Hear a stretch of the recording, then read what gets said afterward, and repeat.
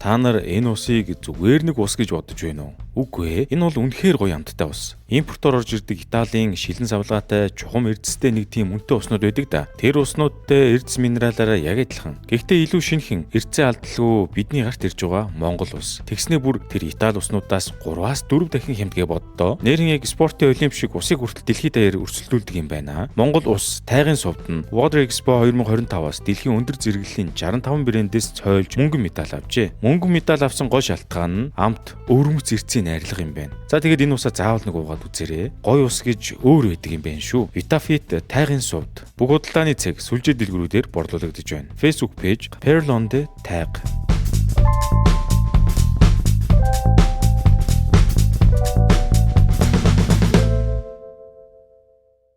За сайн байцгаана уу? Зуны дэлгэр цагаа буцаж намрын налгар өдрүүд ирсэн энэ цаг үе та бүхэндээ 2023 оны 12 сард үзэгчдийн хүртэл болсон Our Season буюу бидний үйлрэл нэртэй Солонгос киноны тухай ярьж өгье. Энэ бүтээл нь хэн хүний сэтгэлийн утсыг хөндөж нулимс туслуулах мөчүүдээр дүүрэн ажээ. Гол дүрд нь Солонгос киноны ээжийн дүрийг тулсан гаргадаг жүжигчин Ким Хэ-сук мөн 9 сүүлт үнэг Hometown Cha Cha Cha Cha зэрэг хит бүтээлүүдээр бидний ичнэ танил болсон алдар жүжигчин Шин Минанаар тоглосон байгаас ажихад ямар өндөр түвшний бүтээл гэдэг нь тодорхой. За ингээд кино руу орцгоё.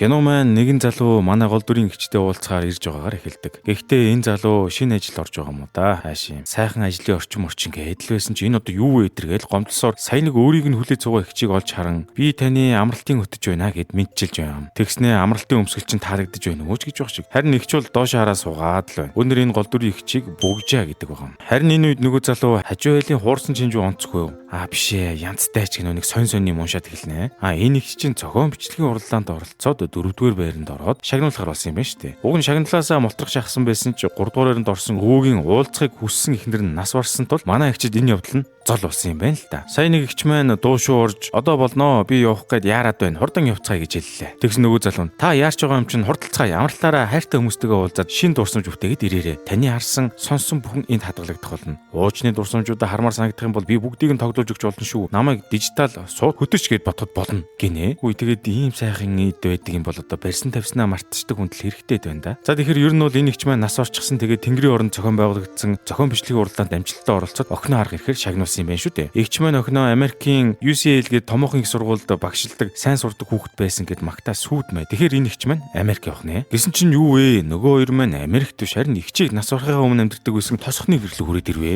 Нөгөө хөт залуу нь энэ UCL-ээс өөр газар байна да. Танаа охин чинь Америкт байдаггүй юм шүү гэж байна. Ер нь тэгж байгаад их олон хүүхдээ гараа юм уу? Гэтэл хаалга чихэр чимээ гарч эргээд тартал ихчийн охин цагаагаарч сайхан байна шүү гэд тухайн нэмэрсээр гэрээсээ гарч ирэхдээ ихчийн биеийг нэвтээрэд явдаг лөө. Игч бол өчнөн удаан уулзаагүй охинод иргэдээс нь олж харлаа гэдэл тэвч гэдэл үз тарнаа. Игч өөрийгөө сүнс гэдгээ хэсэг мартаж санан самгардаг байгаа болтой. Гэхдээ энэ охин нь давхар хоолны газар ажилладаг юм байна. Игч охиныхоо байр байдлыг хараад гайхсан ч юм уу санаа зовсон харцаар харж зог тусан байх үед нөгөө залуу игч тандан та хүмүүст хүрч болохгүй. Тэглэж охинд нь таныг харж бас сонсож чадахгүй. Тийм болохоор зүгээр охиныхоо аз жаргалтай мөчийг сайн мэдэрч аваад буцахад болно. Эндээ 3 хоног шүү гэсэн хэд хэдэн төрмийг хэлж өгөв. Харин игч бол түүний хэлж байгааг анзаарах шөхөө ерөөсөө алга. Нэг л юм болж дээ. Энэ хүүхэд ингэж байж байгаа ёсгүй дээ гэд хажуу тийшээ хартал нөгөө хөт залуу аль хэдийн арилаад өгсөн байлаа. За тэгээд хөт залуугийн хэлсэн үгийг ойлгох нь битэл сонсоочгүй хүн чинь гинт ухаан орсноо яасан охин дээр очиод чи намайг сонсохгүй байна уу жинжүү гэдэл орилж гарлаа. За энэ охины нэрийг жинжүү гэдэг юм байна л да. Харин жинжүү нь алчуур угааж эвдэрсэн сандал засч масцсан. Ер нь Америкт багш идэг гэдэг нь яг үнэн юм уу дөө?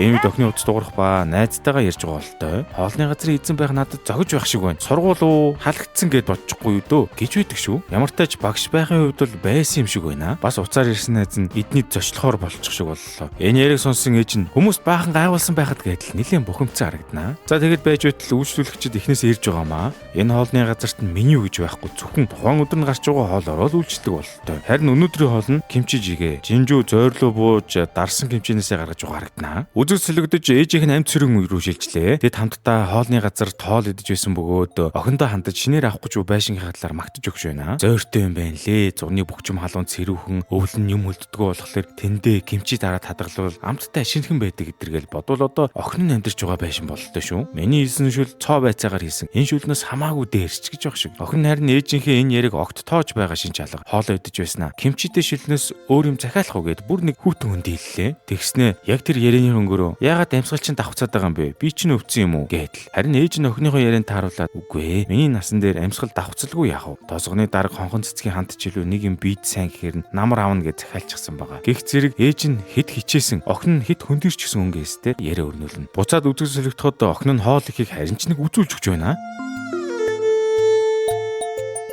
Үүнийг харсан ээж нь бүр шок. Охиныгоо хоол хийж чаддгүй гэж утсан юм шиг байгаа юм л да. Харахгүй штэ нүдэнд нь нэг ч удаа хоол хийж үзэгдээгүй юм чинь. За тэгээд охиныг нь тосгондоо буцаж ирээд инхүү амьдарч байгааг харсан тосгоны хүмүүс нь Богжаагч энийг харсан бол дэлбэртлээ уурлах байсан байх та. Хоолны газар нь удахгүй дампуургаар л харагдаж байна.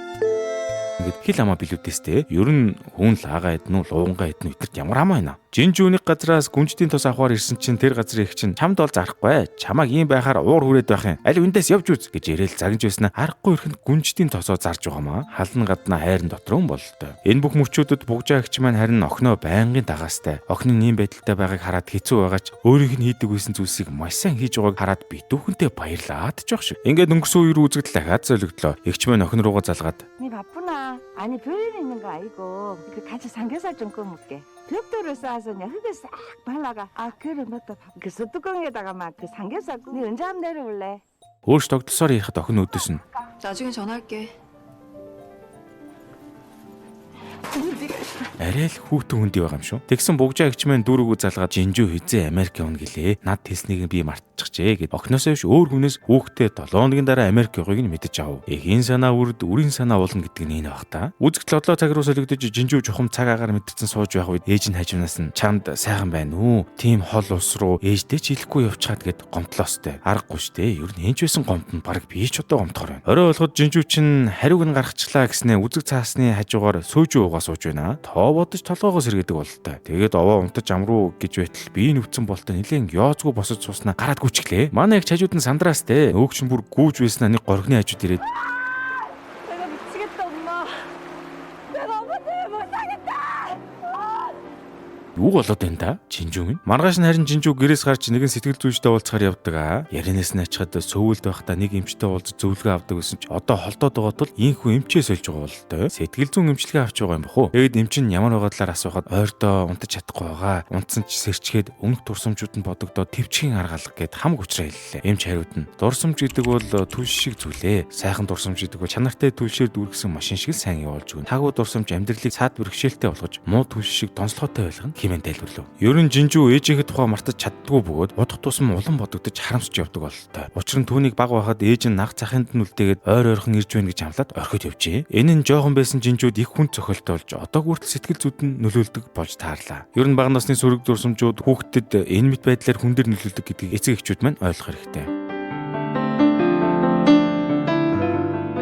Жинжүүдээр нөгөө уцаар ядус найз нь ирлээ. Манай Богжаагч найзтай юм бах та гэсэн шиг хэрэг дурлаастай. За ингээд энэ хэд маань гэртээ иртэл тосгоныхон бөөндөө цугулцсан. Энэ авийн хүмүүсийг залхаагаад байлгүй явж үз. Газар эслээд байлгүй хурдан яв гэл баг эсэргүүцэл зарлаад байдаг шүү. Пак Богжаагийн охин түргэн явж үзчих гэж байх шиг. Энэ бүхнийг нөхөр жинжүү харин огтоосон шинжгүй явж ороод л найзаараа туслуулан хоол унд хийж эхэллээ. Хоолоо ээж дуусаад гарч ирснэ. Эсэргүүцэл зарлахад хүч хэрэгтэй. Эхлээд энэ хоол унднаас ич. Инээ тэрэ бол явчлаа шүү. Манай хүн чинь энд цугулсан тосгоны эмээ өвөө нарт зориулж хоол игээд юм ба шүү дээ. Ер нь бол тосгоны хэд энэ газартаа гольфийн талбай бариулах гэдэл үз тараад байгаа юм уу да янз нь. Хэн нэг нь газар тариалан эрхлэхээс зүлэг хатах нь хамаагүй амар гэд энэ хэдэн хөгжүүлийн тархийг задгугаачихсан бололтой. За тэгээд нөгөө хэд нь тосгоныхын ч нэрлэж байснаа сүүлдээ манай жинжүүгийн хийсэн гуралтай шүлийг амаа олохгүй идэж гарлаа. Зарим нь бүр хэхэрж мэгэрсэн ч байх шиг. Жинжүүч ээжигээ дураагаад хоолыг бол хашраадаг болжээ. Нэр нөгөө жинжүүд гүнжтийн тос зардаг их чи гэртээ ганцаараа байх бөгөөд өөрөө өртөгөө химээрээ сууж байна. Богжаа тана охин чинь хоолыг бараг чамаасаа хийх юм аа. Чамааг их санаж явах шиг байна та. гэх ба харин бугжаа эгчд бол түүний энэ яриа маш тод сонсогдсон шүү дээ. Охин минь надад их гомдсон юм шиг байна. Гомдлыг нь тайлаад буцчих юмсан да гэж бугжаа эгч түүнд хариулна. Бараг л харилцан яриа өрнүүлээд байгаа юм шүү нэр чинь. За гэтэл гүнжтийн тос өгдөг эгчийн хүүхэд нь энэ үеэр ирээд та нар ягаад бугжаа эгчийн рүү явсан юм бэ? Жинжүүг 50 орхиж болдгоо юм уу? Та бас бие одож байхгүй бол бугжаа эгч гинт зүрхний шигдээс болох уу? Дээрээс нь нэг тосгонд байж тустай амьдраад байх юм хамтдаа амьдрцгаая л да хэмээн ятгана. Эндээс бид бугжаа эгчийг зүрхний шигдээсээр нас орсныг мэдж авлаа. Нөгөө талд Жинжүү гэрийнхээ үдэнд найзтайгаа сууж байлаа. Тэгээд найз нь Жинжүүгийн сэтгцэн эмнэлэгт эмчлүүлж байгаа бичгийг хараад ийм газар амьдраад байхаар аргагүй шүү дээ гэж авлаа. Жинжүү хариуд нь өөрийгөө шийтгэж байгаамаа гинөө. Хөрхий ээжигээ нас орох үед нь дэргэд байгаагүйдээ голдоо ортол харамсаж явдаг нь тодорхой боллоо. Жинжүү хүлээгээд оршуулга нь бүр 2 өдрөөр хойшилж байжээ. Үүнийг сонсон ээж нь мэдээж бөө юм болж байгаамаа. Цаг нь болоод үхсэн байтал чи яагаараа буруутай байдаг юм гэж ирээд уурлах ба хөтчөд хандан хөөе хөтчөө Жинжүүгийн дурсамжийг тоглуулаадах гэд ориллоо. Санаж байгаа бол энэ киноны ихэнд хөтөч залуу дурсамжуудаа хармаар санагдах юм бол бүгдийг нь тоглож болно шүү гэдээсэн шүү дээ. За тэгээд үзэгсэлэгдэж Жинжүү маань Америкт ээжийнхээ нас урсан талаар дуудлагыг авснаар Солонгос руу Яруу санд руу ирж ээжийнхээ оршуулгах ёслолтоор ганцаараа гуниглаж сууж байгаа дүр зургийг харуулна. Дахин үзэгсэлэгдэж Жинжүү одоо цагт найзтайгаа хамт баншингээ ээжийнхээ талаар дурсаж яг л ээжийнхээ хийдэг орц найрлагаар баншаа хийж. Жинжүү халуун ногоотой зүйл идэж чаддгүй байсан болохоор ээж нь түн зориулж тусаа жор хүртэл гаргаж байжээ. Бас бага багт нь ээж нь жухам халуун дотноор банш хэрхэн чимхэх талаар зааж өгч байсан байгаа. Жинжүү ээжийнхээ жорыг гаргаж авахын тулд хэдэн зуун банш хийсэн гэдгээ ээж найзтай хэлнэ. Ер нь бас их хичээнгүй байгаа юм шүү. Ер нь бол гүнжлийн тос өгдөг ихч цагаан луун идэнгээ Жинжүүтэй ууж хөөрч суухдаа ээжинд машинда цагаан луун хийдэг байсан талаар хэлж байж эцэст нь мань хүн нууцыг нь олж мэдсэн байгаа.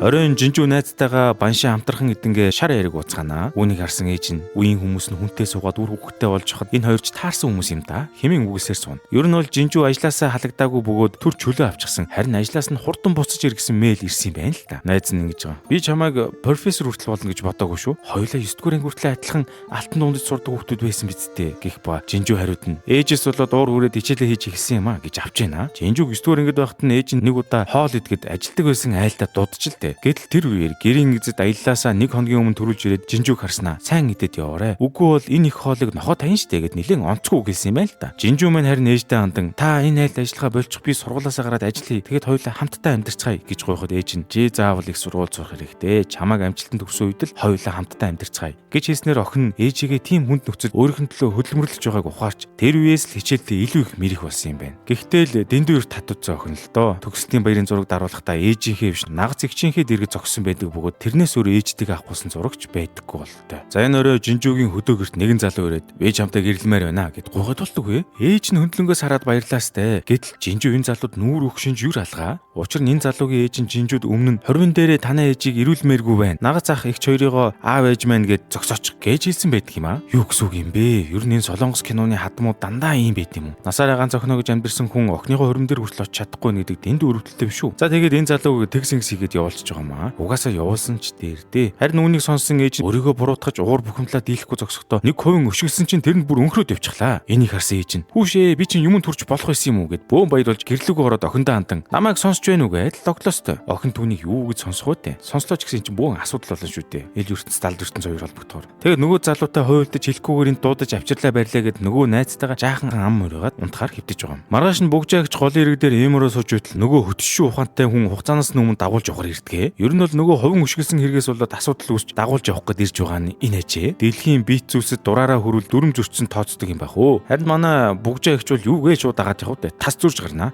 Харин өтөж эгчийг салахгүй дагаастай. Харин энэ үеэр Жинжүү найзтайгаа ээжийг нь нутаглуулсан газарт ирчихсэн сууж байна. Учир нь өнөөдөр бугжаа эгчийн төрсөн өдөр юмсан чинь. Ээж нь өөрийнх нь төрсөн өдрөөр байнга чавчаа хийж өгдөг байсан ба төрсөн өдрөөрөө идвэл урт насалдаг гэж хэлсэн байж. Үүнийг харсан ээж нь Америк руугаа явчил да гэд гуугаастай. Хөөрхий тэгээд охиноо Америкт очиж сайхан амьдрасаа л гэж хүсдэг үсттэй. За тэгээд энэ хэдийг буцаж байх цаамд нэг хөөрхөн нохоо тайралдаад Жинжүүд маань эргэлж өгч байна. Бүр болоогүй бугжаа эгчийг хүртэл хараад эргэлж өгдөг шүү. Нохоонууд нэрээ сүнс хардаг гэдэг нь үнэн л юм байх та. Бүгдээ. Бас болоогүй нөгөө нохоо чинь хөтөч рүү дайраад хөндийг нураад хайчлаа. Хөтөч бугжаагчиг одоо явцгаа яа буцгуулсан гэж шамдуулаастай. Эгчч бүр мөчөөгөө өгөхгүй зөрүүлнэ. Бүр нохоогоор далимдуулаад хөтчийг түр буцаачих шиг боллоо. Жинжүүдээр зочсон найз нь ч мөн сөөвлөр уцлаа. Үзэг цэлэгдэж өнгөрсөн үеийг бидэнд дахин харуулнаа. Ээж нь охин руугаа өнгөрсөн үеийн бүх цаг үед тасралтгүй залгадаг байжээ. Харин охин уцаа авна гэдэг баг 1000-д нэг удаа тохиолддог үйл явдал байж. Энэ зураглалт ихтэй үнэхээр өөр юмтэрмээр байгаа юм дөө. Хайртай хүмүүсийгээ дуудлага айлуулах авч байгаарэ гэж хэлмэр санагдлаа. Огныгоо гэрт нь хачир бэлдээд авчирсан ч охин нь 아니 원룸 사는 거 뻔히 알면서 이렇게 바리바리 싸갖고 와가지고 우리가 한 입을 덮고 잘 만큼 살가운 사이야? харин ээж нь тэр өрөө хайчгаа мэдхгүй дэмийл гадуур алхасны эцэст түргэн хоолны газар дороо суучихв. Тэр зөөр охин руугаа буцаг автобусандаа суучихсан битгий санаа заваараа гэд мессеж бичиж үлдээдэг. Энэ үеэр жинжүү ээжигээ гарч хайх ба түргэн хоолны газар сууж байгааг нь уг нь олоод харчихсан байгаамаа. Ээж нэг зайрмаг авчихсан. Тэр нь гар дээр нь хайлж урсаад л энэ сууж байгаа газар нь чаачихсан ажилчтан цэвэрлэгээ хийж байгаа болтой харагдана. Зураглал одоо цаг руу шилжиж жинжүү яг ээжтэйгээ адил нөхцөл байдал зайран барьчихсан гэмшин сунаа. Үүнийг харсан бугжаагч ээж нь бүгдийг мартчихсан. Чи ч гэсэн мартах хэрэгтэй. Их хүн хүүхдийнхээ сайн сайхныг л санаж явдаг байхгүй юу гэж тайвшруулахыг хичээнэ. Ээжийн хүүгийг сонсч чаддаг ч байсан болоосоо энэ мэн. 다 해서본다. 좋은 것만 기억하고 사는 게 부모 아이가.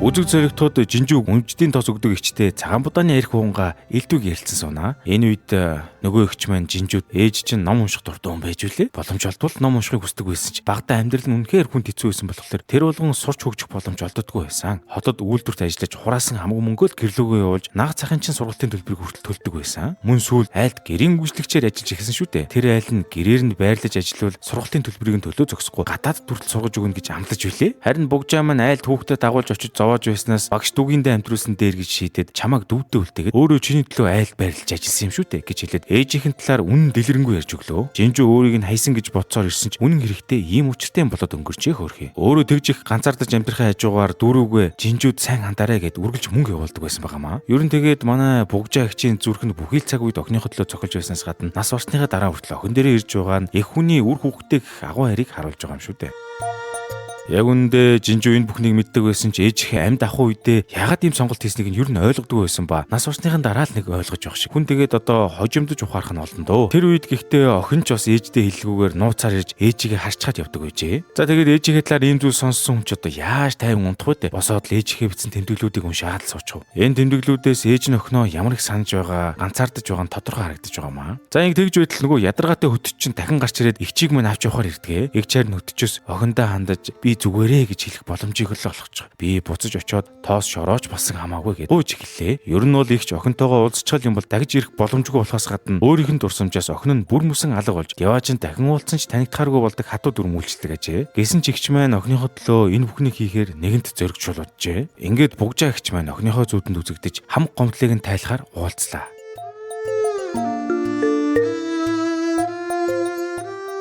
Энэ мөчийг харсан ямар ч хүн нулимсаа төвчин аргагүй байна. Яг л өмнөх бүх хугацаанд илэрхийлж чадаагүй сэтгэлээ хоолоор дамжуулан ээждээ зориулахыг хичээнэ. Ийхүү ихч маань нас орсон хойноо төрсөн өдрөөрөө охиныхоо хийсэн хоолыг эхний бөгөөд эцсийн удаа нэг ширээнд цунгаа амтархан идлээ. Өнгөрсөн жаргалтай дурсамжуудаа ч хамтдаа суугаад ярилцсан. Энэ үед ээж нь охиндоо хандан би чамайг зүудэндээ хүртэл хайж байгаагүй юм шүү. Чамайг надаас өөр амьдралаар амьдраасаа гэж хүссэн гэхэд жинжүү хариуд нь би мэднэ. Тэр үед л би алсын хараагүй ахархан бодлосоо олж танд ууралж байж намайг уушлаарай гэдэл хамаг сэтгэлийн үгнүүдээ бие биедээ хуваалцлаа. За ингээд хамтдаа жаргалтайгаар унтахаар явтгэд бугжаа гिचийн маань охинтойгоо хамт өнгөрөөсөн бүх дурсамж сарин занхрав. Энэ урчны дараа жинжүүгийн сэтгэл санаанд цэлмэж бүх бодол нь цэгцэрсэн уу яасан Америк руу буц бэлтгэлээ хийж эхэллээ. Өнгөрсөн шөнө бугжаагч маань охиноо унтсны дараа өөрийнхөө тэмдэглэлийн нэвтэр дээр охиндоо зориулаад жинжүү ээж нь амралтаараа ирээд чамтаа уулзах сайхан байлаа. Баяртай. Жаргалтай амьдралаар амьдарч 100 наслаарай. Охин минь бож төрсөнд баярлалаа. Хэдийгээр би чамайг мартсан ч гэлээ намайг хайгаад олоод ирээрээ. Хэмээн бичин үлдээжээ. Нэрэл нөгөө ертөнцөөс ч хамаагүй үр хүүхдийн төлөө цаг үргэлж сэтгэлэж хэлэх их хүний хайр гэдэг хамгийн агуу юм да. Биднийг хангалттай хайрлаж өгсөнгүү гэх гомдлын байгууллагын дийлэнх эцэг эхчүүд маань бидний төлөө бори бокс хийлгүй ажиллаж өөрсдийн хамаг залуунаасаа үр хүүхдийн төлөө зориулсаар хөтөлдөг нь хатуу боловч хороогийн үнэн буюу. Энэ хүртэл хамт байсан та бүхэндээ баярлалаа. Санал болгож байгаа кинодаас нь чажд оруулаад явах учраас лайк болон subscribe сан дараад өгөөрэй. Урмын үгээ хайрлаж ямар кинонуудаар задлан хэлэх хүсэлтэй байгаа бидэнтэй хуваалцаарай. Дараагийн дугаараар илүү сонирхолтой кино орно шүү. Тэр бол хүлээж байгаарай. 9 сарын 19-ноос 20-ны хооронд болох Номын баяр дээр Сүхбаатар талбайд болно шүү дээ. Энэ дээр Интер номын асар дээр 9 сарын 20-ны өдөр буюу хагас өдөр гэсэн үг шүү дээ. Би 12 цагаас 16 цагийн хооронд яг энэ зохиолч хэсэгт нь номтойгоо хамт суужна та бүхэн хүрэлцэн ирээд бас уулзаад ном авах боломжтой шүү.